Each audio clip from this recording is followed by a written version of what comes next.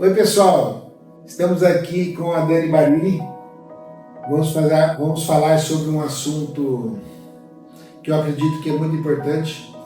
Para quem não sabe, eu conheci a Dani no consultório, aí tivemos uma conversa e aí eu sugeri para que ela fizesse algo, porque eu achei tão fantástico o que ela estava me falando, e eu acredito que as redes sociais servem para isso, para ajudar as pessoas.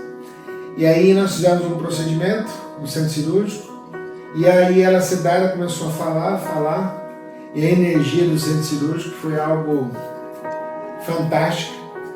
E aí eu combinei com ela, falei, Dani, vamos falar alguma coisa para ajudar as pessoas, vamos fazer algo.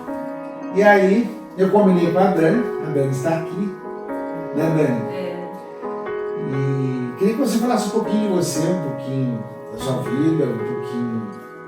Eu sou professora há 18 anos, concursada na prefeitura, que é um desafio bem grande. E depois concursada na prefeitura também dava aula de danças, muita gente me conhece por causa da dança, mas não imaginava assim, que tinha esse lado professora. Eu sou professora educadora de formação. Acho que meu papel no mundo é direcionar, instruir, oferecer o que eu aprendi, recebi por um privilégio divino e ofertar isso de coração.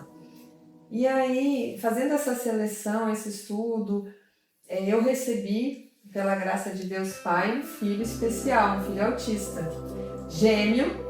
Então, quando a pessoa fala assim, nossa,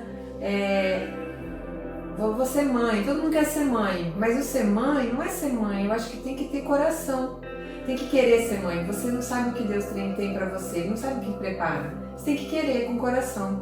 Eu falo, não é como, tem gente que acha que ter filho é para ter uma família, é muito maior que isso, é para melhorar a gente como ser humano.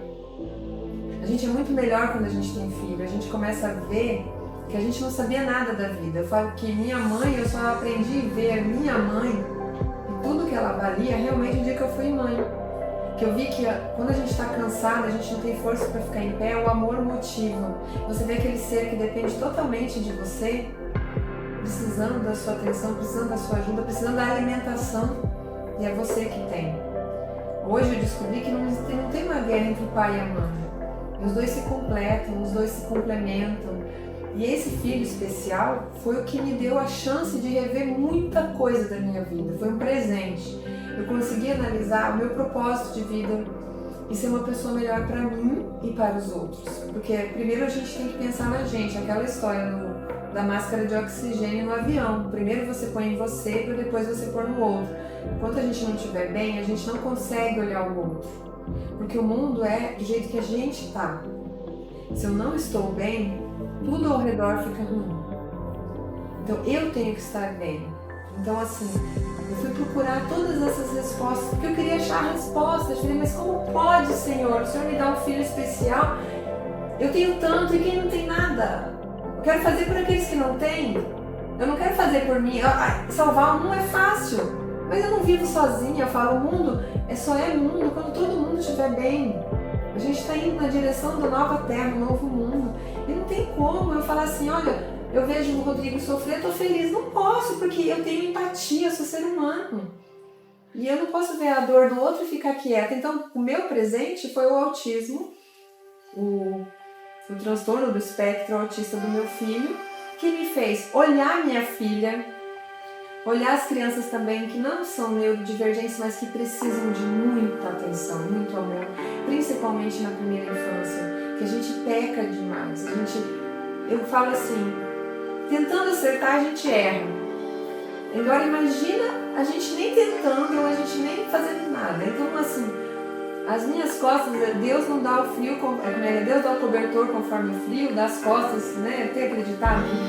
Deus dá as costas pro peso que você aguenta. Eu falo, nossa, Deus colocou muita fé em mim. Aí assim, não é fácil. Todo dia é um desafio. Todo dia é uma luta. Todo dia. Só que eu falo assim, é uma coisa por dia, um tijolinho com uma parede por dia. Você não vai conseguir fazer tudo de uma vez. Porque essa questão de querer ajustar tudo, ela machuca muito, porque aí vem uma ansiedade, aí vem a crise de ansiedade, aí fica aquela bola de neve crescendo e a gente não consegue fazer nada, isso paralisa a gente. E daí a gente fica doente. Foi o que aconteceu comigo, eu posso falar que foi comigo que aconteceu, eu vi na pele, de ficar doente. Eu recebi 5 crianças autistas na minha sala, sem estrutura, eu fiquei doente, porque eu queria fazer, mas eu estava sozinha, remando um barco furado, então eu tive que me afastar, olhar de fora e falar, não, eu posso ressignificar isso, eu posso fazer melhor. O que eu fiz com meu filho que deu certo?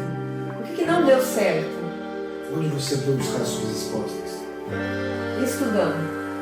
E onde você estudava? Onde eu estudo até hoje? Em grupos de apoio no WhatsApp, no Instagram, com exemplos de outras mães. Isso não tem dinheiro. Eu compartilho muito conteúdo bom. Muita mãe que tem o mesmo propósito, que recebeu o filho para fazer a nova terra. Que a nova terra é assim, é acolher todos, porque todos somos únicos, todos somos especiais, todos somos diferentes, ninguém é igual a ninguém. E essa é a nossa maior qualidade de ser humano. Só que assim, a gente recebe uma criança especial, é como se a gente recebesse, eu não sei se você sabe, doutor, o senhor conhece, o senhor tem filhos, Lilo Stitch, da Disney, a menininha que é um cachorrinho, ela recebe um alienígena. Eu vejo assim, ele é o símbolo do autismo, sabia? Não sabia. Ele é o símbolo do autismo, porque é como se a gente recebesse um alienígena, não fala o nosso idioma, não come a nossa comida e age impulsivamente, não tem controle das emoções.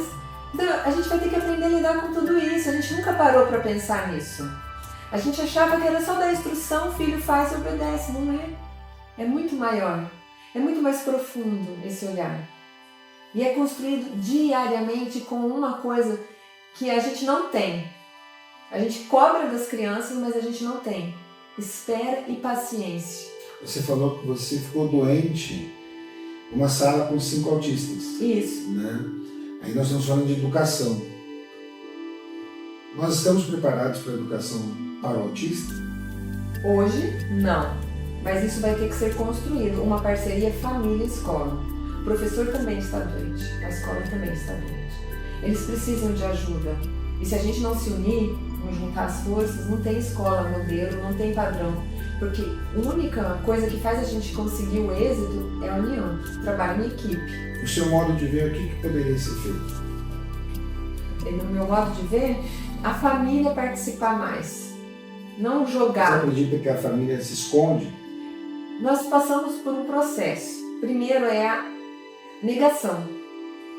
E isso a gente perde muito tempo, porque assim, na primeira infância a gente tem as podas neurais e o desenvolvimento, ali a gente não pode perder o tempo.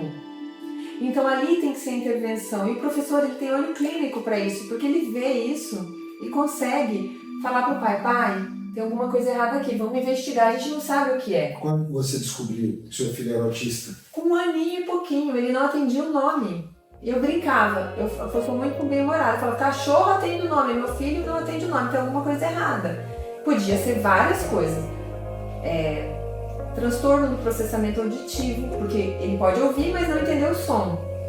Podia ser o autismo, então tinha inúmeras possibilidades, podia ser uma síndrome rara, alguma coisa. Fisicamente não tinha nada, mas dentro do cérebro a gente não pode fazer uma lobotomia, abrir, olhar e ver o que é. Então a gente tinha que ir descartando. E aí a primeira coisa que a gente descarta é o biológico. Olha, fez um exame auditivo, ouvia perfeitamente, então não era transtorno do processamento auditivo. Aí vamos pro TEA.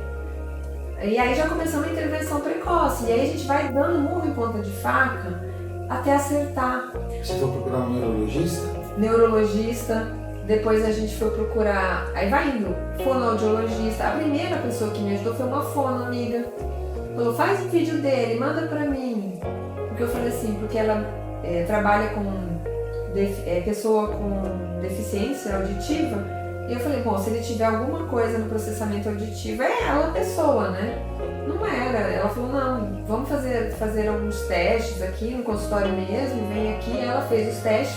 Passou por uma bateria de testes e não passou. Aí já foi laudado. Ali, mais um médico, fez o teste que é um teste simples que você preenche, é gratuito, tá na internet, a TEC, se der um número alto. Como faz para fazer esse teste? Você entra no site e preenche as perguntas. Se o score, a pontuação der alta, seu filho pode estar no espectro, não pode ser inúmeras coisas, não tem uma regra. Quem vai fazer isso é um acompanhamento com o neuropsicólogo, neurologista, e vai encaminhando. Mas já desconfiar, já vai atrás de estimular. Eu falo assim, tem a história dos meninos lobo, que foram criados no meio da floresta por lobo. O que eles faziam? Eles faziam tudo que o lobo fazia. Então, se você estiver num meio que não tiver estímulo, você vai ter uma criança despreparada, não necessariamente autista, mas então vamos descartar o que é, para depois falar, o que não for, beleza, e se for, vamos resolver. Não dá tempo da gente ficar... o luto porque o luto existe porque a mãe criou expectativa no filho. É como o pai que quer que o filho seja médico, vou falar assim da sua área. O pai sonha que o filho seja médico, mas ele não sabe se é a vocação do filho, não sabe se é isso que o filho traz no coração. Mas ele tem uma expectativa, e aí o filho fala, pai, eu não vou ser médico, eu vou ser músico. Nossa, acabou o mundo do pai. Eu não quero mais. É a mesma coisa, a mãe tem uma expectativa.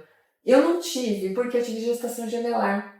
Já quando eu engravidei, eu tive sangramento. Depois do sangramento, o médico falou assim, olha, são 2, já eu tomei um susto. Depois ele falou, mãezinha, pode não vingar, não crie expectativas. O que eu fiz? Falei, entrego nas suas mãos, Senhor, e seja feita a sua vontade, não a minha. Porque a gente é muito pequeno, a gente não sabe da dimensão do que vem. Então a minha expectativa, se vier 2, ótimo. Todo o corpinho, maravilha. Vamos lá. E assim, eu fui Desde construindo. então você está estimulando. Desde então eu estou estimulando. Mas, como não existe uma bula, um manual e um livro, eu não sabia que ele tinha epilepsia. Ele teve muita perda neuronal na parte da fala e do movimento. Hoje ele tem uma dificuldade de fazer coordenação motora fina, falar. Ele está bem atrasado nesses pontos que são primordiais para tudo. Está com quantos anos? 7. Porque ele não conseguiu desenvolver o que ele podia, porque nós não vimos, ninguém viu que ele tinha crise de ausência. Eu acredito que não tem muito conhecimento ainda, né? Na verdade, assim, é muito sutil isso. Não é a convulsão essa da crise de ausência, ele olha, parou, segundos e voltou. Você não percebe? Ninguém percebeu. É muito sutil e assim, são detalhes que fazem a diferença, mas tudo tem um porquê. Eu acredito que Deus sabe das coisas, tem um porquê. Às vezes é justamente para aprender, para ensinar. A gente, nos melhores dias, ótimo, e os ruins que sejam feitos de escola. E como que você fez um gemelar, né? Um autista e o outro não tinha autismo. Como que você lidou com essa situação? Eu fui tentando conduzir da melhor maneira possível. Hoje, a menina faz terapia, faz acompanhamento psicológico, porque precisa disso. Precisa olhar para o outro também, porque o outro também precisa. Ela chegou a falar, você não me ama, você não gosta de mim. Isso, mas é uma questão, eu vejo assim, tem adultos hoje que carregam isso no peito, essa dor.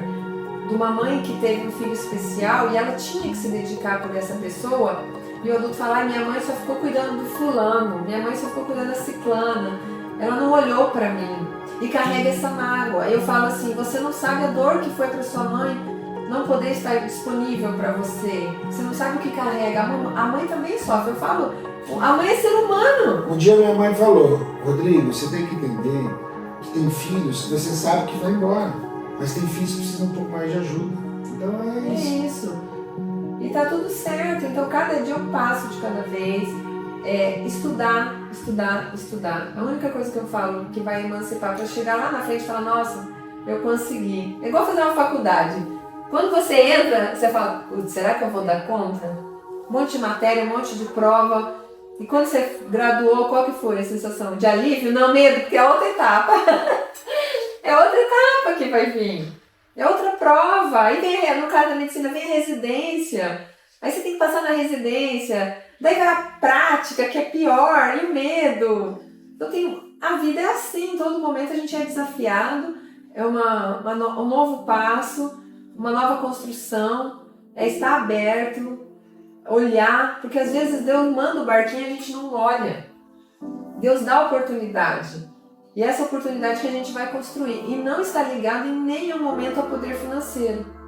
Mas é orar e correr atrás.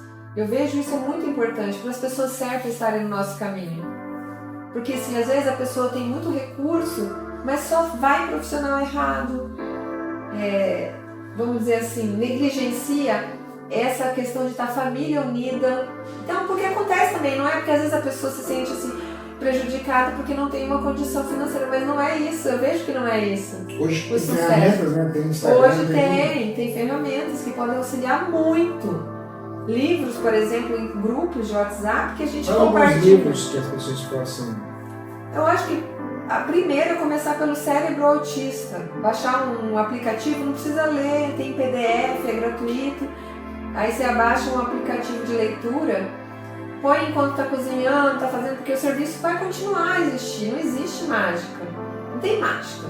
Você tem que fazer a comida, porque aí ele não come a comida que você come. Ele tem que comer uma comida especial, porque é seletivo, ou tem preferências, também tem isso, tem que saber diferenciar. E aí cada dia uma luta. Não vai ter uma regra, assim, olha, vai ser assim, vai ser assado, não vai. Cada dia você vai descobrir, olha, nossa, hoje eu aprendi que isso funciona assim, isso funciona assado. Entendeu? Eu vi esses dias você postando na rede social que você foi ver a Letícia Sabatella, né? É. E aí, conta um pouquinho. A Letícia Sabatella, ela negou, ela ficou em negação um tempo, em luto, que a filha dela era autista. Só que quando ela foi acompanhando a filha, passou pelo processo de luto, toda aquela fase, ela começou a ver a filha dela nela. Aí ela descobriu que ela era autista, e aquilo que ela achava que era peculiar dela, não, era do autismo, era do quadro. Então, o ser diferente, ter um gosto diferente, assim, a gente começa a analisar a nossa própria vida e ver que a gente tem muitas características também do nosso filho, porque não existe mágica. Filho é 50% pai, 50% mãe. Esperma e óvulo. E o pai é metade vô, metade vó. Então cada um vai trazendo a árvore ali e vai montando esse ser. Então não existe mágica. Não vai ser um ser, nossa, é totalmente diferente de todo mundo. Não, hoje eu vejo no meu filho características minhas. Por exemplo, eu tenho uma hipersensibilidade de mexer nos dentes. Isso me afeta muito. E no dentista, eu sei, eu tenho consciência, a minha razão fala que você tem que ir ao dentista. Mas quando eu saio de lá, eu saio triste, eu saio abalada, eu saio mal. E eu não entendo por quê. Você faz terapia? Faço terapia. Mas assim, hoje eu entendo isso e faço essa leitura. O autoconhecimento é libertador. Fundamental. Porque daí você sabe, nossa, olha, isso me faz mal. Tá, mas o que eu preciso? Eu preciso ficar quieta. Me deixa meia hora num cantinho até eu me recuperar. Porque às vezes estoura, briga, não sabe. Mas não sabe fazer a leitura interna. Tem que saber quem é você. Tem que se olhar pra dentro. Quais são os meus gatilhos? As minhas dores. Porque às vezes, Rodrigo, você traz uma dor que eu não sei a sua dor. Ninguém sabe a mala do outro, eu falo. A sua bagagem. Você traz sua bagagem. Tem gente que chama de régua. Que você mede as coisas pela sua régua. Eu falo, eu penso assim que a vida é uma viagem. E na sua bagagem tem um monte de história. Um monte de ganhos, um monte de perda, um monte de dor. E quando você olha para essa bagagem e mexe lá dentro dessa mala, vai doer. Mas vai ser libertador saber o que é para você. Soltar isso. Porque isso vai fazer você conduzir a maternidade, o casamento, a profissão, tudo de forma mais leve, mais suave. Porque lá atrás está o gatilho presente hoje, lá na infância, lá nos seus traumas. A minha depressão, eu achava que era, é agora, porque eu fui, não colocava para fora o que eu sentia. Fui estudar. Descobri que quando meu pai perdeu tudo, eu era criança, fui morar numa barraca para construir minha casa, para não morar, eu não tinha teto para morar. Isso foi tão importante, eu ressignificar isso. Eu não chorava. A minha mãe falava que eu e meu irmão caçula, nós somos filhos perfeitos, porque a gente não dava trabalho, a gente nunca deu trabalho, a gente nunca chorou. Eu nunca bebi, eu nunca cheguei bêbada, eu nunca fiz nada de ruim. Por quê? Porque eu me deprimia. porque eu não chorava, eu não queria dar trabalho para minha mãe. E essa depressão de não poder jogar para fora o que eu sentia, virou uma depressão na vida adulta.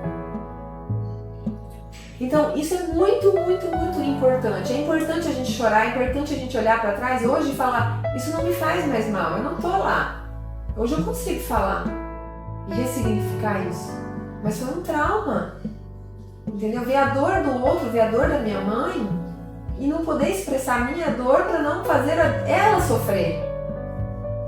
E a gente faz isso o tempo todo, às vezes sem perceber. E a gente vai colocando na nossa bolsinha lá um monte de coisa e às vezes vai ficando pesada. Isso vai virar o quê?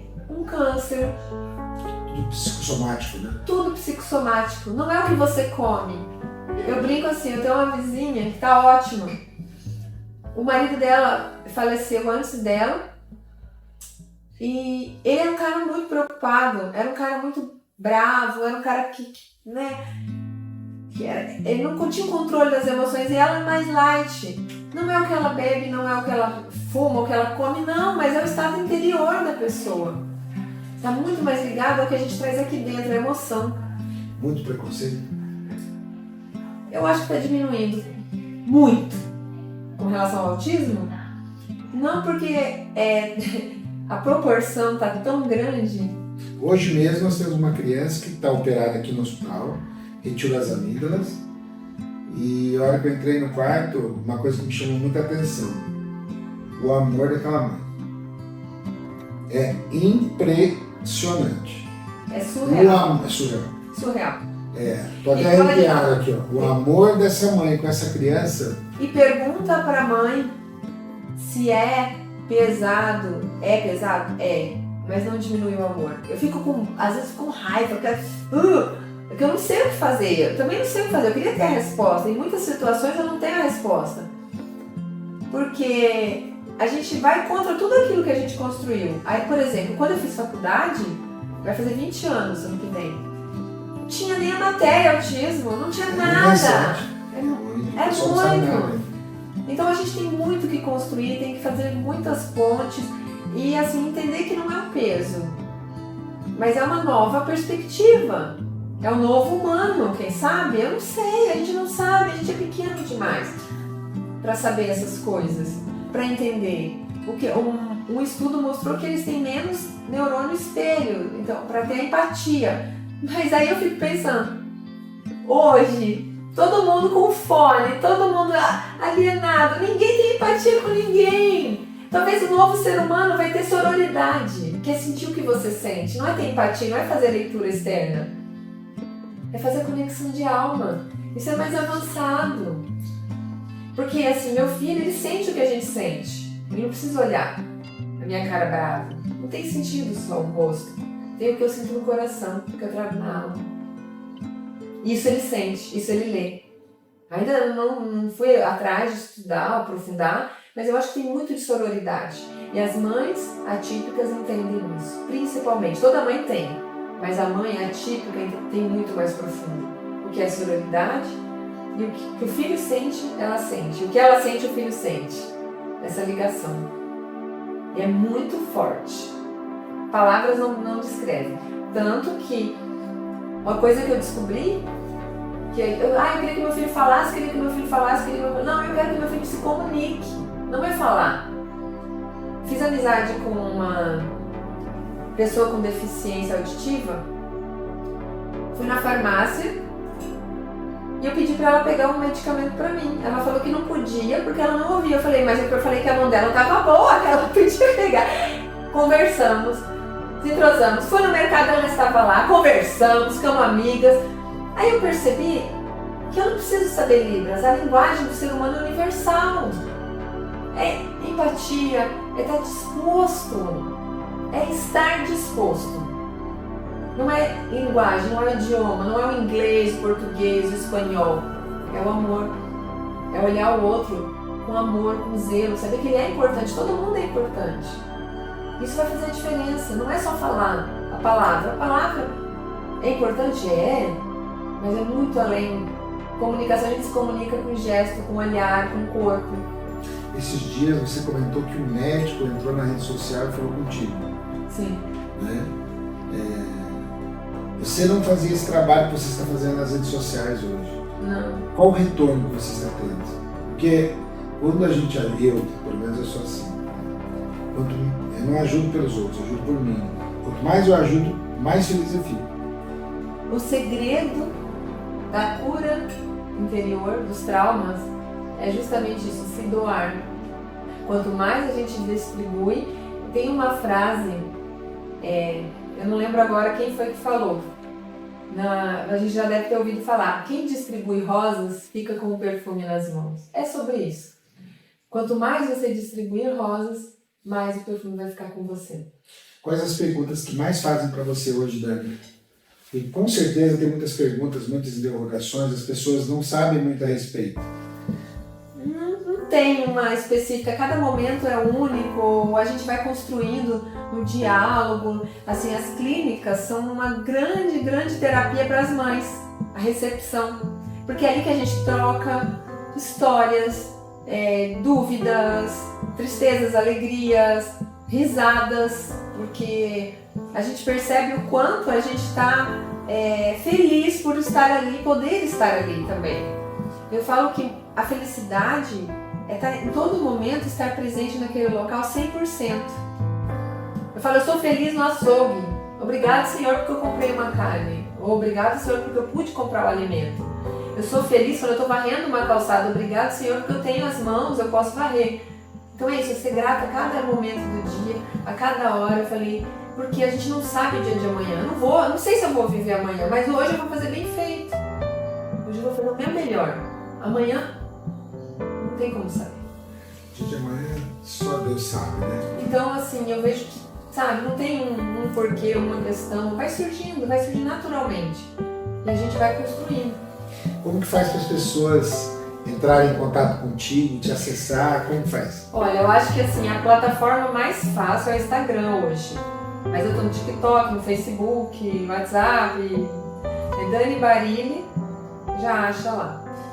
É igual do macarrão, fazer propaganda do macarrão, a Barilla, mas é Barilla não esquece. Não esquece, é Dani Macarrão. Manda um recado para as mães que estão precisando dessa sua força, que estão precisando da sua ajuda, que no momento estão na procura de algo, em respostas e de coração. O que você pode falar para nós? Eu vou falar assim de coração, vou me dar o meu exemplo. No momento que eu amoleci, que eu baqueei, eu me encontrei com Jesus. A gente se abraçou e ele falou, filha, você é mais forte do que você pensa. Então você é mais forte do que você pensa. Peça, ele será dado. Só isso, pede ajuda. Pede, não tenha vergonha, tenha humildade de pedir. Tem muita gente do bem, tem muita gente boa de coração no mundo. O bem é muito maior.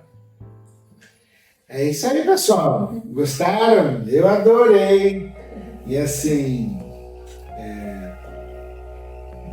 a Dani é uma pessoa muito especial e fiquei muito feliz de ter te conhecido e poder levar isso para vocês. Eu acredito que vocês estão saindo melhor do que entraram. Há anos atrás, o Hospital Escala foi o primeiro a trazer o The Good Doctor, a primeira temporada, nós que patrocinamos o The Good Doctor. E é apaixonante, né? E aí eu tenho um amigo, o Plínio de Bauru, que ele é especialista em autismo, e aí eu tive que entrar em contato com ele, porque eu não consigo fazer algo sem ter que estudar, sem ter que saber. Por exemplo, para conversar com a Dani, eu fui estudar um pouquinho mais, mas eu já tinha estudado como que era a propaganda, como que podia fazer, como que era. E assim, é um mundo muito desconhecido ainda, que vocês têm a oportunidade de pessoas que estão estudando um pouco mais, que estão convivendo com isso, e eu não tenho dúvidas que a Dani vai poder trazer um conforto melhor para vocês, maior para vocês, e fazer a diferença na vida de vocês. E eu acredito que é isso, viu, Dani? Esse tema agora são pessoas normais que são mais que especiais. Você é muito mais que especial. Você é normal, mas você faz a diferença. Eu não sou normal, não. Ninguém é normal. Mas assim, fico muito feliz e eu acredito que todo mundo gostou. Certo, nega? Obrigado.